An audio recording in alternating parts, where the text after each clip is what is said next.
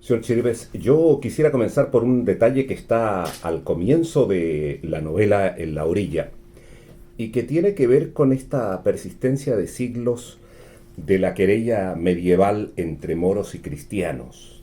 Mm. ¿En qué capítulo estamos ahora? Bueno,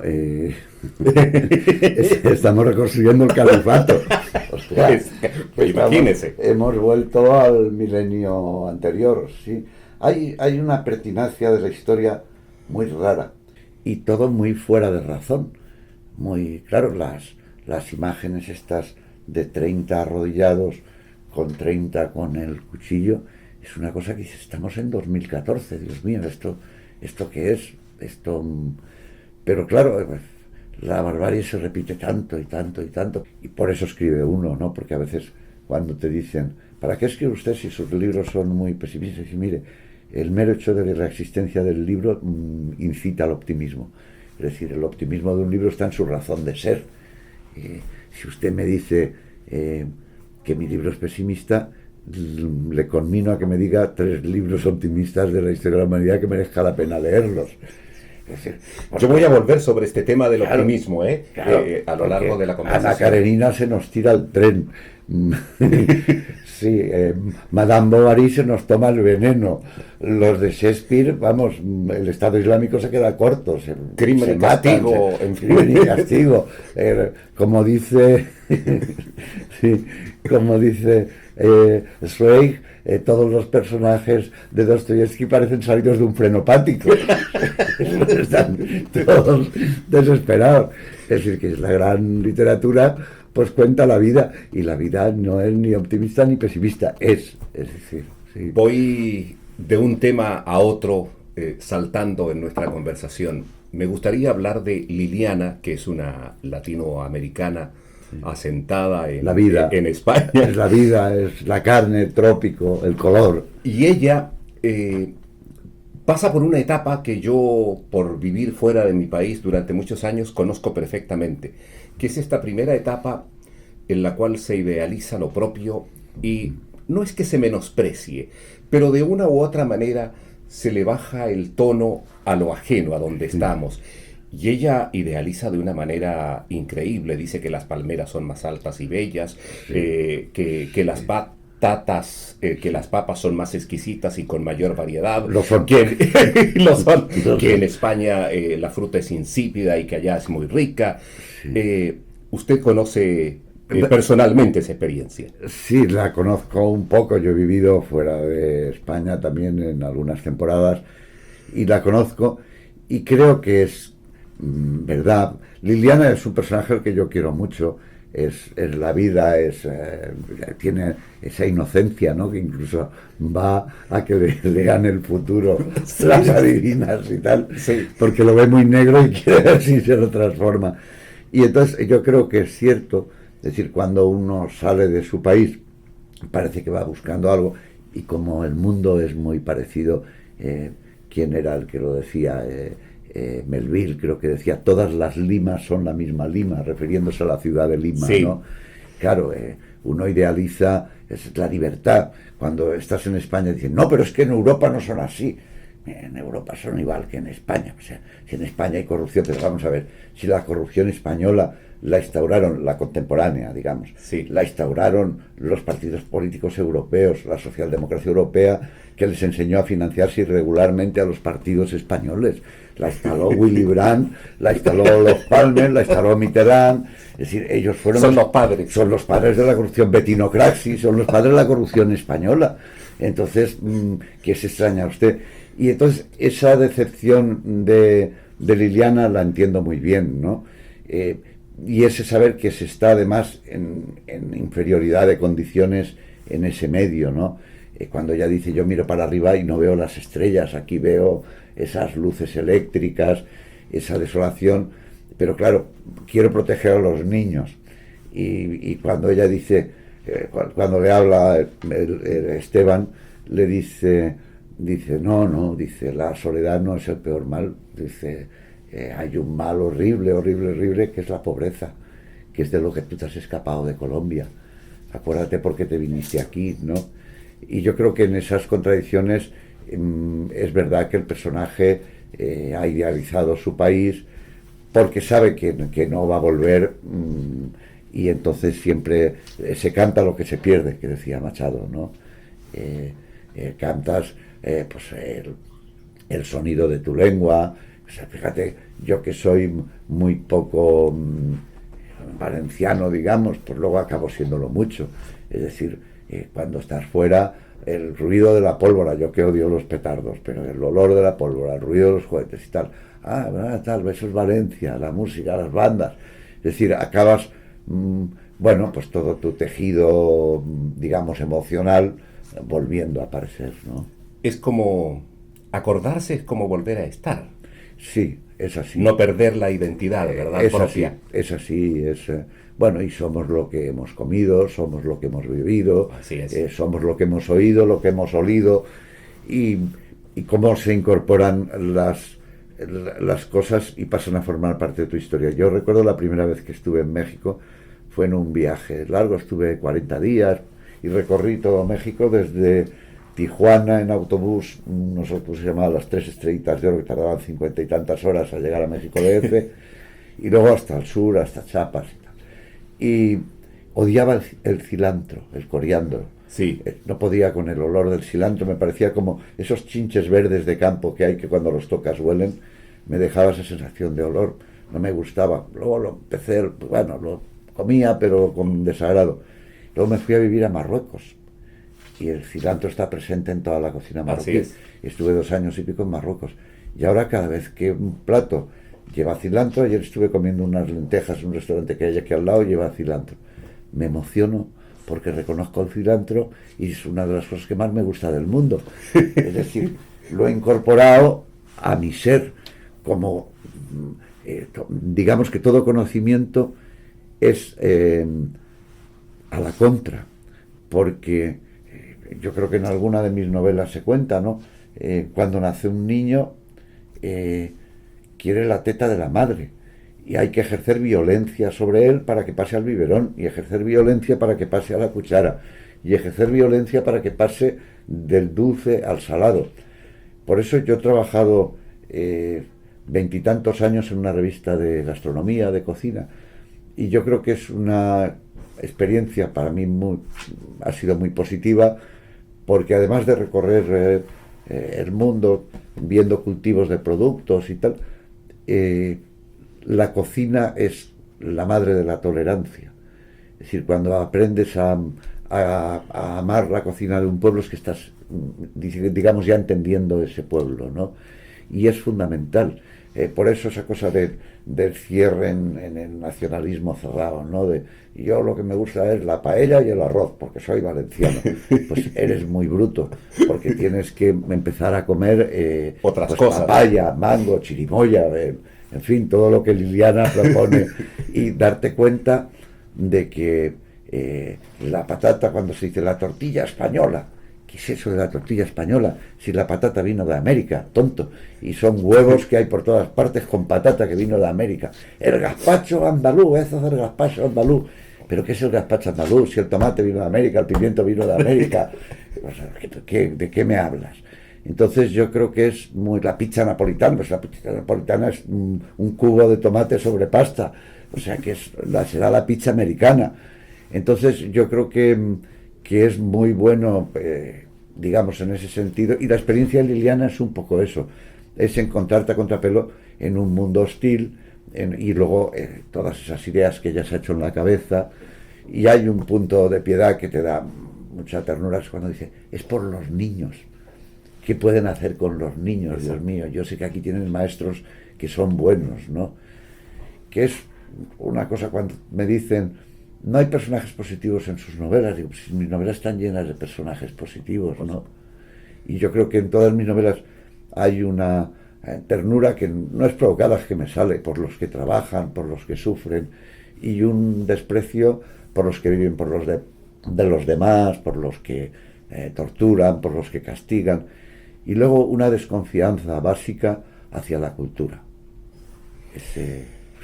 Yo quiero citar de memoria porque el libro está salpicado de expresiones de esta naturaleza. Dice usted en un momento determinado, quitar la vida es un poder miserable. El poder real, el auténtico, el sublime, es dar la vida. Y eso no lo puede hacer ni Dios, porque lo de Lázaro no se lo creyó nadie. Sí. Es una herejía muy española. Sí. Bueno, ¿Por qué? ¿Es solo por lo de la guerra? No, yo creo, bueno, toda la cultura española es una especie de pelea entre el laicismo y la religión, ¿no? Toda. Pero aparte es también, yo creo que es una visión del mundo. Hay un personaje en La Buena Letra que dice, sabemos que el mal triunfa siempre, siempre, en el mundo, en política, en todo, siempre ganan los peores. Y entre los peores siempre el presidente acaba siendo el peor de todos ellos, ¿no? Pero incluso sabiendo eso, nuestra misión es controlar al mal. Entonces nace un niño y como ya sabemos que se va a morir, el mal supremo es la muerte, ¿no? Pues entonces lo que podríamos hacer es evitarle 80 años de sufrimiento.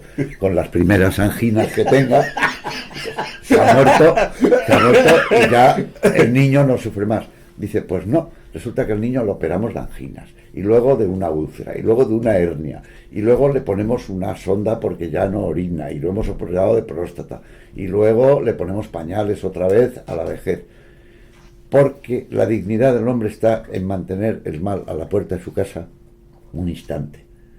Es decir, que la dignidad del médico es mantener a la muerte fuera, y tu dignidad es mantener al mal un instante. Sabes que va a entrar en tu casa y te va a destruir, pero no le abras la puerta, intenta aguantar, y sobre todo no seas perro que va delante del mal intentando entrar en las puertas ajenas. Y esa yo creo que es una filosofía que se corresponde mucho con lo que yo pienso. Es decir, hay un pesimismo vital, pues fruto de la experiencia, no solo de la propia, sino de la experiencia histórica, de todo lo que hemos leído. Luego hay un materialismo también que yo creo que cada vez es más acendrado en mí, que viene de Lucrecio, que te parece tan fresco, tan actual y tan extraordinario. Y todas estas ideologías, pues, que hay que tener para ordenar la vida, es decir, para ordenar la nada, tenemos que tener, pues, ideologías que nos ayudan a ordenar, a mantener, a convivir, a todo esto, ¿no? Pero que fuera de eso no hay nada. Y que, bueno, y que lo que tenemos que hacer es intentar mantener a quienes quieren entrar en nuestra casa a la fuerza. Al igual que en sus novelas, usted en esta conversación dice así cositas al pasar que tienen una importancia tremenda. Y me voy a agarrar de la más reciente, cuando dice: yo tengo una profunda desconfianza de la cultura. ¿Y sabe de qué me acordé? De que siempre se nos dijo, sobre todo en los países mal llamados del tercer mundo, la educación es lo más importante, la educación va a resolvernos todos nuestros problemas, si hay educación habrá libertad y democracia. Y yo miro, en el caso concreto de España, que son gente que tiene mucho más diplomas que yo, los que se han metido en un berenjenal de corrupción que no tiene nombre. Hablemos de eso. Bueno, yo creo que hay una novela mía que se titula La Buena Letra, y cuya tesis central, digamos, es una frase que dice uno de los personajes. Bueno, la historia es una historia, hay dos mujeres, una que escribe estupendamente, que tiene una letra preciosa, y otra que es casi analfabeta y que mira con admiración esas Bs que parecen velas de barco y esa letra tan hermosa. Y luego, pasado el tiempo, dice: la buena letra es el disfraz de las mentiras. Y yo creo que la cultura vivimos una contradicción tremenda. Sin cultura eres un burro, eres un torpe, cualquiera puede hacer contigo lo que quiera. Así es. Te engañan. Y con cultura estás a punto de ser un hijo de puta siempre, porque siempre estás a punto de venderte al poder, porque siempre estás en disposición de poder manejar a los que no la tienen, porque sabes los mecanismos y puedes pulsarlos o no pulsarlos, y siempre estás con la tentación de pulsarlos. Y en esa, digamos, en ese doble vaivén es en el que uno se mantiene. Es decir, desde luego la sociedad alemana era infinitamente más culta que la sociedad marroquí de 1930. Sin embargo, hubiera preferido caer en una cábila marroquí comiendo cuscús y estas cosas que no en una hermosa casa alemana poblada de jóvenes nazis, cultos, wagnerianos y de figura ideal y con 2 pistolas y dispuestos a exterminar a la humanidad. Y eran los cultos. Es decir, cuando se dice, lo importante es leer, ça dépend, que dicen los franceses, depende. Mire usted, depende de lo que usted lea. Lo importante es porque hay toda una cultura no escrita y sobre eso han venido luego y han escrito, pues yo que sé, desde Miguel Ángel Asturias a Carpentier, y nos han contado todo ese complejísimo sistema de relación con la naturaleza de pueblos mayas o de pueblos latinoamericanos o caribes, etcétera, que son auténticas lecciones. Hombres de Maíz, por ejemplo, que he releído recientemente, es ese tratado maravilloso y espléndido de cómo la relación del hombre de equilibrio con la naturaleza. Los que cultivan maíz para vender son destructivos, ¿no? Todo eso, pues la cultura nos lo ha hecho olvidar. Es decir, ¿de qué cultura hablamos? La cultura siempre es intentos de imposición de un modo de vida sobre otro, de una clase sobre otra, de un sector sobre otro, ¿no? Entonces... Qué bueno que usted se haya acordado del premio Nobel de Literatura guatemalteco que tanta gente ha olvidado y también su obra, ¿no? No, recientemente he tenido la fortuna de que me metí en un lío por el cual tenía que hablar del reino de este mundo de Carpentier. Sí. Y he tenido la fortuna de volverme a leer todo Carpentier y al mismo tiempo de releer, que ya hace unos años me había puesto con Rómulo Gallegos, José Eustacio Rivera, Arguedas, y quería volver, ¿no? Y he vuelto a todo ese mundo que lleva hasta la literatura de la colonización de Indias, ¿no? Así es. Ese libro maravilloso que es la verdadera historia de la conquista de América, de Bernal Díaz del Castillo, ¿no? Que para mí, pues junto con la Celestina, el Quijote, el Criticón, que es quizás el otro gran libro de la literatura española, ¿no? Y he reflexionado mucho y me ha dado mucho gusto y me he reencontrado con Asturias, que yo también lo tenía ya muy olvidado. Hombres de Maíz me parece un libro maravilloso, fuera de serie. Sí, me he reencontrado con Ursula Petri, con los mexicanos los tenía más recientes. Hablemos algo de la crisis económica, no de las cifras, porque usted acierta cuando se preocupa de cómo influye la crisis en los seres de abajo, en los humildes. Y a mí me da la impresión que una de las cosas más terribles que trae la crisis, cualquier crisis económica, es esta pérdida de la dignidad, del que tiene que arrastrarse y salir a pedir. Sí. Y yo creo que es tremendo.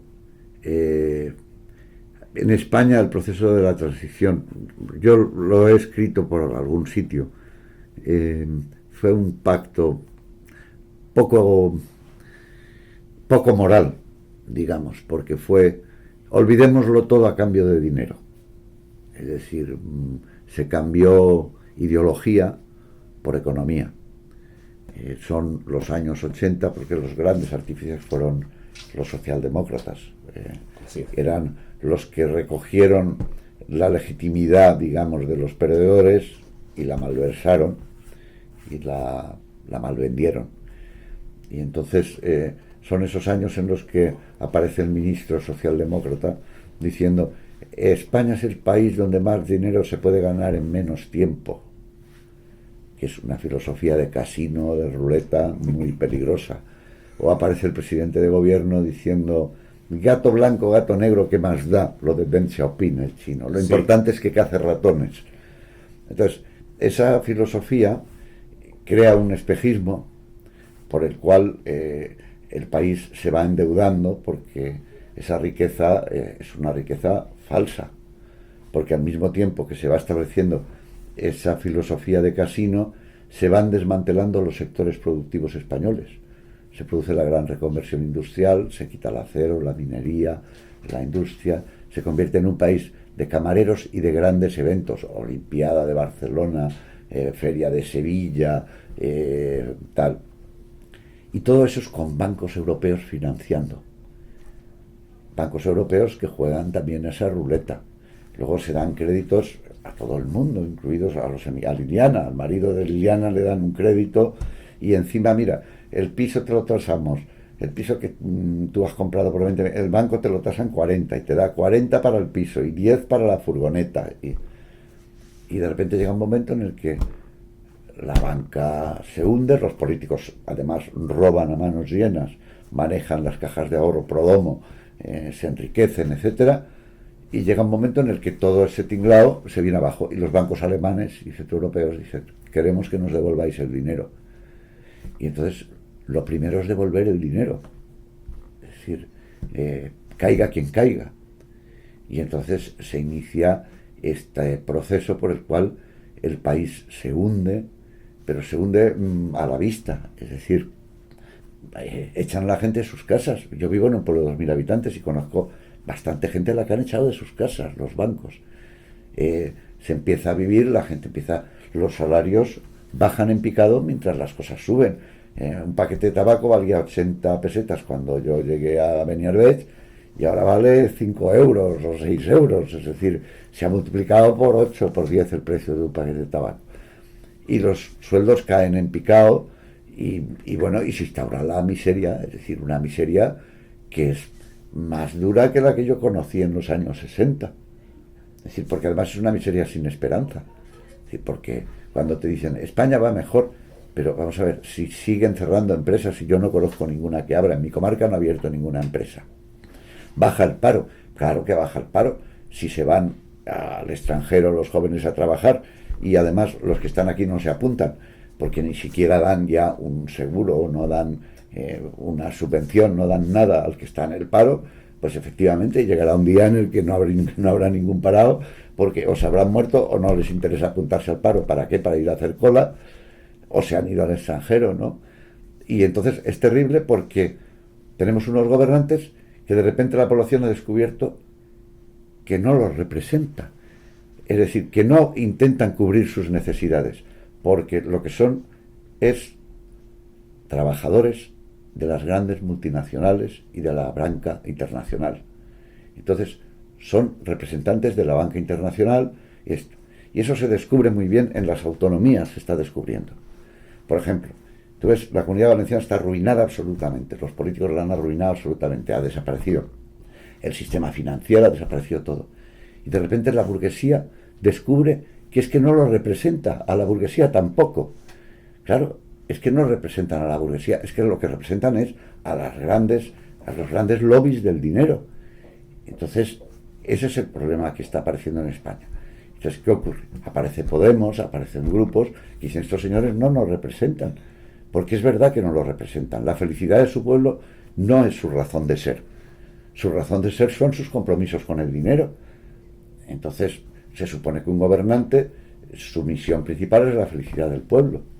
Entonces, en caso de, mire usted, lo mismo que este señor, por no pagarse, le echa de su casa, usted si ha dejado dinero y es un banco alemán o de donde sea y ha dejado dinero sin tener las suficientes garantías, pues se queda sin cobrar. Ah, no, se le dan 100.000 millones de euros a la banca, 100.000 millones de euros, que hay que hablar en billones o trillones de pesetas, mientras se le niega el comedor escolar a los niños, que no pueden comer, se les niega una renta mínima a los parados de larga duración y a partir de que se tiran 2 años en el paro no cobran ni un duro. Es decir, gente pidiendo por las calles. Es decir, ¿pero qué gobernantes son estos? Entonces, hablan de, se va a generar violencia. No, si están generando ustedes una violencia ciega que demasiado me extraña que el pueblo español la soporte así. Entonces, en el pueblo español ha aparecido Podemos, en Cataluña lo han canalizado hacia el nacionalismo, porque han sido más o menos manipulados desde arriba por sus gobernantes, pero cuando se dice la independencia catalana, lo que quieren los catalanes es irse, yo también querría irme, con los catalanes o con los holandeses o con los alemanes, con Merkel, O sea, y no verlos, desde luego no verlos. O sea, que ese es el problema en España. Sí. Decía yo hace un momento que usted al pasar dice cosas así breves. No le extrañará que yo le diga que la mayor parte de los críticos dicen que este es un libro y otros más muy pesimistas. Sin embargo, y a propósito de la crisis, usted dice, si no fuera por la familia, Sí. que ha ayudado a la gente, Es que la no violencia sería tremenda. Bueno, pero al hablar de la familia, habla de la solidaridad, que es una actitud Sí, optimista. sí, sí. Bueno, es que yo creo que todas las cosas... Vamos a ver, es que mi tesis siempre, que repito continuamente a los que me dicen, es que suele ser esa beatería un poco socialdemócrata, bondadosa, ¿no? Sí. El mundo es bueno y tenemos que levantar la capa para descubrir la bondad que late por debajo del asesino. Entonces, mire usted, yo no soy ni un cura para prometer la felicidad en el otro mundo, ni un político para prometerse ni un psicólogo para curarle sus frustraciones, ni su novio para aliviarla, o aliviarlo, o lo que sea. Entonces, yo no tengo ninguna de esas misiones. Si usted quiere que le den esperanza, pues se busca un sacerdote, o se busca un político, se afilia a un partido y se va con él a los mítines. Y será la esperanza continua.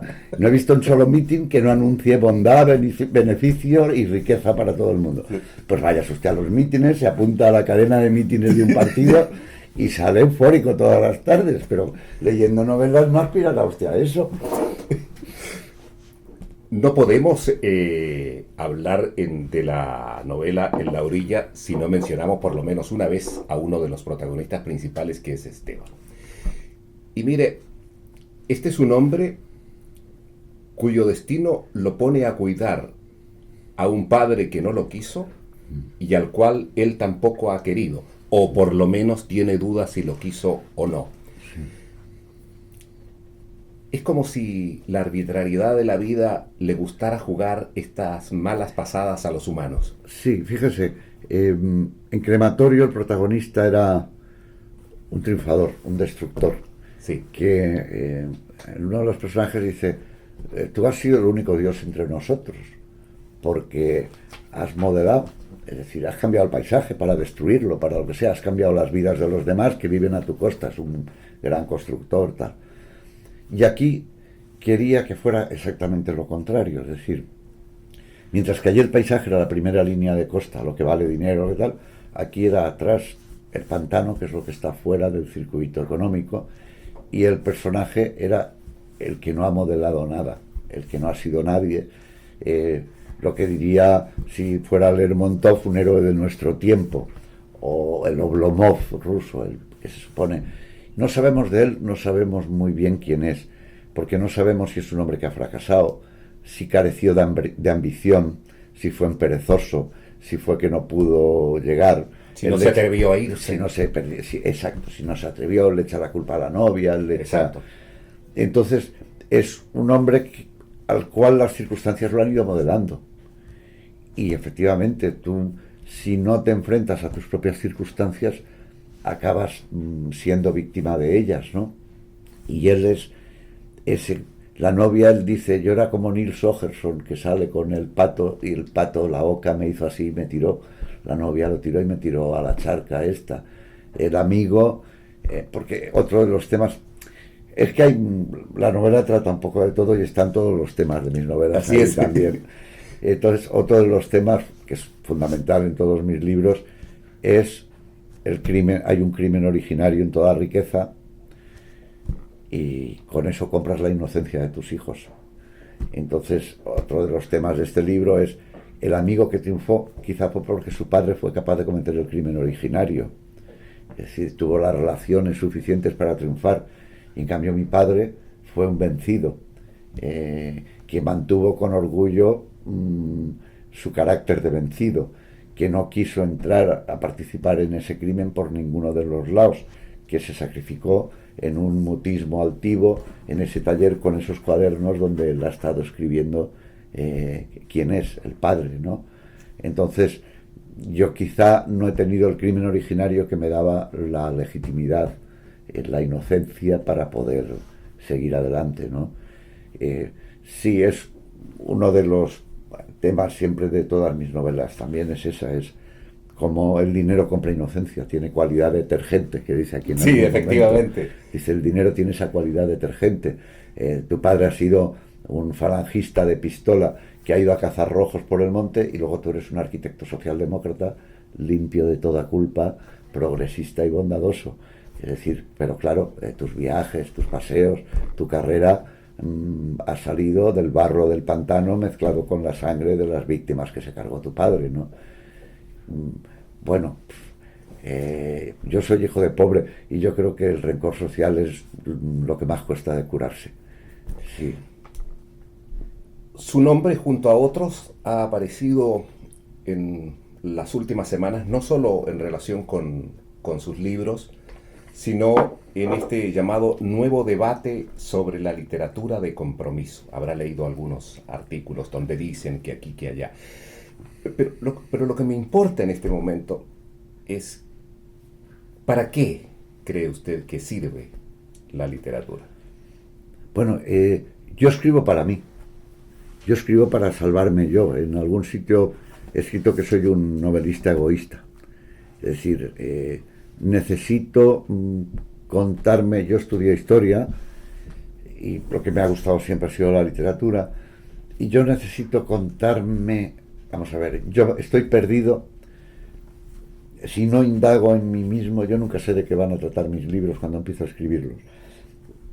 Para saber quién soy y dónde estoy. Y eso parece que me libera, me lava, me limpia, me hace colocarme, me hace entender. Yo siempre digo que un libro es un modelo para armar, que diría Cortázar, que es un juguetito pequeño que nos enseña el mecanismo del gran juguete del mundo. Y entonces para mí escribir es aprender dónde estoy, qué parte de ese mecanismo soy yo en esa pieza, en esa gran máquina del mundo, dónde estoy, porque si no me ahogo, me siento sucio, me siento partícipe del banquete, me siento porque soy partícipe del banquete, porque por lo que sea he llegado a la cultura, he llegado a tener ciertos privilegios, y entonces saber el lugar que ocupo y escribir contra mí, porque si usted se da cuenta, todos mis libros son chirves contra chirves, y todos los personajes son partes de chirves, es decir, y todos los lenguajes son destruir los distintos lenguajes que usa Chirves en política, en sociedad, en religión, en cultura, entonces siempre el lenguaje de mis libros y sobre todo de los últimos es una agresión hacia mí mismo, es decir, hacia los tópicos entre los que me muevo, hacia las construcciones que me hago, es decir, ayudar a dinamitar lo que esta sociedad ha hecho en mí, porque hay puestos ya tremendos, porque solo desde el polvo de todo eso saldrá algo nuevo. Y todo esto a través de la ironía. Y todo eso sí, porque es una forma de dinamitar, la ironía es la peor forma de dinamitar, porque a un discurso grandioso se le puede poner otro discurso grandioso, pero la ironía lo reduce todo a escombros, y sobre los escombros lo único que puedes hacer es empezar de nuevo, ¿no? Sí. La literatura, permítame que insista en esto, no cambia al mundo, yo creo que eso es cierto, pero ¿no tiene usted la impresión que la literatura sí cambia a los seres humanos? Le doy un ejemplo personal. Si yo termino de leer En la orilla y sigo siendo exactamente el mismo que antes de leerla, no he entendido nada. No, yo he fracasado. Y yo no he entendido nada. Claro, yo siempre digo que un libro que no te cambia tu manera de entender el mundo, que no te resitúa, que no te coloca en otro sitio, que no hace que cambies tu posición, que si estás mirando aquí, mires un poquito al otro lado, es un libro que no vale para nada. Entonces, yo creo que cuando digo que yo escribo para mí, quiero decir que escribo para que cumpla la misma función que cumple en mí el libro en otros. Es decir, para que los ayude a colocarse en el mundo, los ayude a entender la mecánica, les ayude a entender esa maquinaria. Y escribo, efectivamente, si usted me dice, pero usted tiene voluntad social, le diré, pues mire usted, tengo la voluntad de combatir todas esas ideologías a las que pongo en cuestión cuando escribo un libro. Si no cuentas la historia tú, la contarán otros. Si usted se lee mis novelas, es una historia de la transición española que ahora yo creo que si este libro tiene éxito es porque de repente la sociedad española ha llegado a ese punto en el que pone en cuestión la transición española. Pero durante años era, bueno, es que él tiene esa opinión, pero esto no ha sido así. Es decir, porque a lo largo de todos mis libros lo que he hecho ha sido intentar desmontar el discurso oficial de la transición española, a mi manera. Es decir, yo no vi aquello, yo quiero contar lo que yo vi. Mi experiencia no fue esa, yo quiero contar cuál fue mi experiencia. Tu papel no fue ese, yo quiero contar cuál fue tu papel. Entonces, efectivamente, todos los libros son dinamita pura en la medida en que no participan del discurso oficial.